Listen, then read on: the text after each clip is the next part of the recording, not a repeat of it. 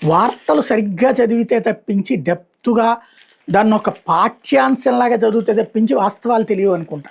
ఎందుకంటే అసలు పేపర్‌లు నిజాలు రాయడం మానేసినియి. పత్రికల ప్రకటనలకే పరిమితం అవుతున్నాయి.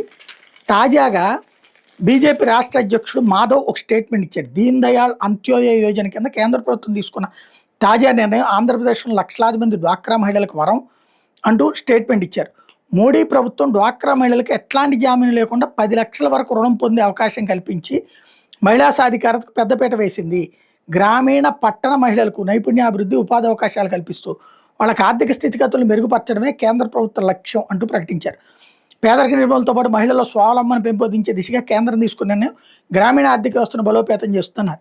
చిన్న వ్యాపారాలు, పాడి పరిశ్రమలు, ఆహార ప్రాసెసింగ్ యూనిట్లో మహిళలు ముందుకెళ్లేందుకు నిర్ణయాలు తోడ్పడతాయి. అసలు విశేషం ఈ మాట ఎందుకు చెప్పానంటే, నేను మాధవ్ చెప్పేదాకా జనానికి తెలియదు. ఇప్పటిదాకా తెలుగుదేశం ఏం ప్రచారం చేసుకుంటుంది, అక్కడ రేవంత్ ఏం ప్రచారం చేసుకుంటాడు, మహిళలకి 10 లక్షల రూపాయల దాకా అప్పులు ఇప్పిస్తాము, వ్యాపారాలు చేసుకోవడానికి వాళ్ళని లక్షాధికారులు చేస్తామంటున్నారు.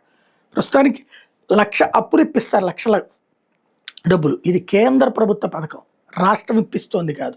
ఆ విషయం తెలియనియకుండా జాగ్రత్త పడుతున్నటువంటి సందర్భంలో ఈ ప్రకటన వచ్చిందనమాట.